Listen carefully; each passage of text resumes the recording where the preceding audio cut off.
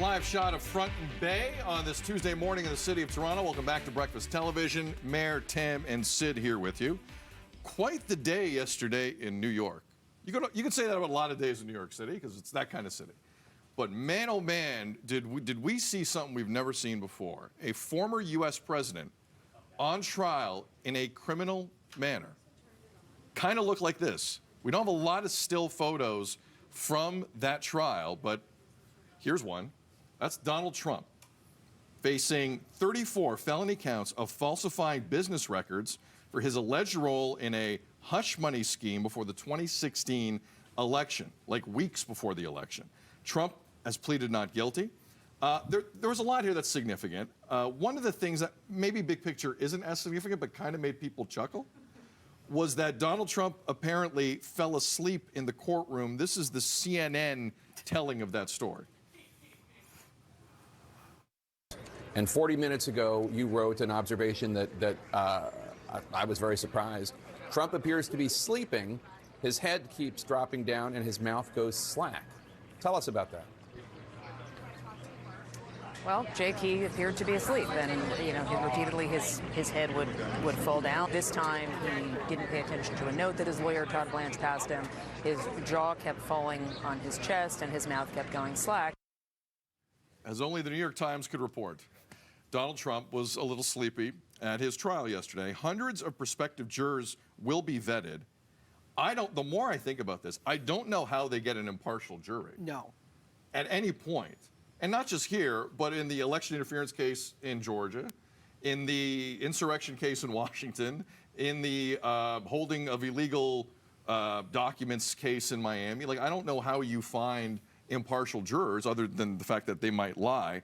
But history was made, and the Republican nominee for President of the United States was in a criminal trial yesterday. There's a lot to pick apart here, Tam. What stuck out to you?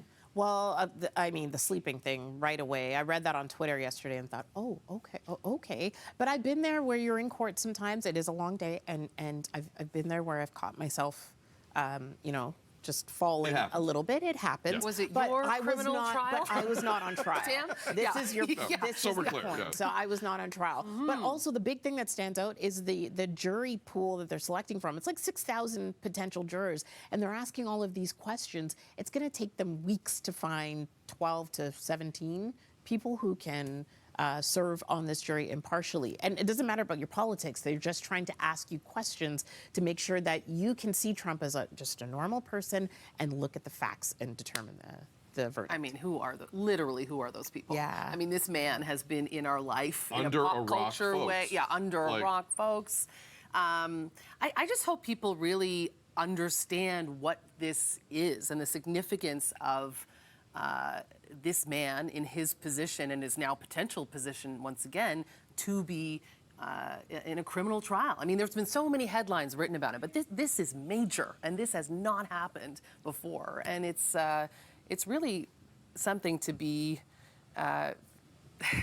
just so not proud of us as human beings for this kind of thing. I mean, it's very hard to watch, and we should take that headline in. Absolutely. And I know a lot of people have been kicking around the topic, and let's just clarify. Even if he's convicted here, he's still allowed to run for President of the United States. Yeah. No questions asked. The only dicey part is if the insurrection case goes against him. And based on what we're seeing in Washington, there's almost no chance that case gets resolved between now and the U.S. presidential election on Tuesday, November the 5th. There's no shot. So will this impede his campaign a little bit? You can already see him getting a little antsy.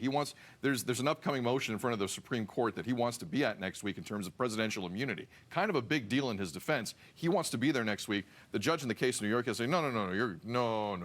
Get comfortable, Sleepy Don. Get comfortable. So we'll see where this goes. But history was made, and so far, none of this has hurt him in the polls. We'll see the longer this goes, the more that comes out, what happens, but history was made, and considering they're our neighbors, I think we should talk about it here on BT.